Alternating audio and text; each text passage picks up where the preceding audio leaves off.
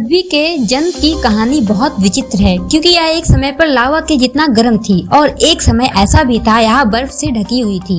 पृथ्वी को रहने लायक बनने के लिए मिलियन साल लग गए और हमने बहुत कम समय में इसको खोखला करना शुरू कर दिया, जो कि बहुत गंदी बात है। पृथ्वी का जन्म सूरज के जन्म से जुड़ा है, इसलिए पहले हम सूरज के बारे में जानते हैं कि वह कैसे बना।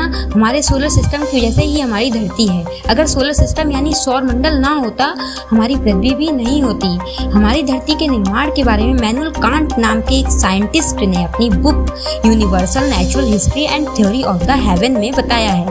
आज जो भी पृथ्वी के इतिहास की बात करता है वह इन्हीं की बुक से लिया गया है कि कैसे हमारे सूरज का जन्म हुआ और कैसे ग्रेविटी का जन्म हुआ और कैसे हमारी पृथ्वी का जन्म हुआ। नेबुला की हेल्प से हमारा सूरज बना और उसके बाद पृथ्वी बनी और वातावरण बना, इसलिए नेबुला को हम जन्नत के बादल भी कहते हैं। नेबुला में मैटर बढ़ता गया, इस मैटर की ग्रेविटी भी बढ़ती गई, यानी जो नेबुला था वो गोले के आकार में आने लगा।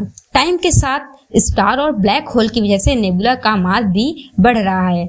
हमारे नेबुला के पास एक स्टार फट गया, जिसके कारण उससे निकलने वाला फोर्स इतना ज्यादा था कि उसने हमारे नेबुला के सेंटर को पूरा तरह से कोलैप्स कर दिया।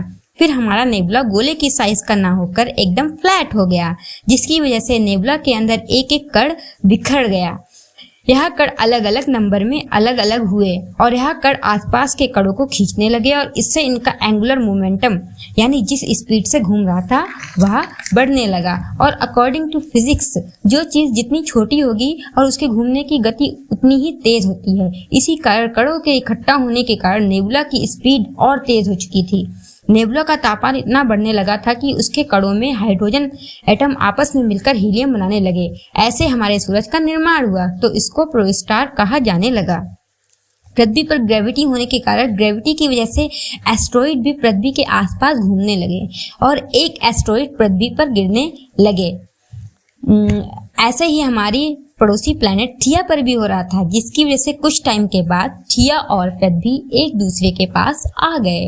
एक टाइम के बाद इन दोनों प्लैनेट्स में टकराव हुआ और यहाँ दोनों ग्रह एक साथ मिलकर एक प्लैनेट बन गए, जिसे आज हम पृथ्वी के नाम से जानते हैं। अगर वीडियो पसंद आई हो तो वीडियो को लाइक करें और चैनल को सब्सक्राइब करें। Thank you.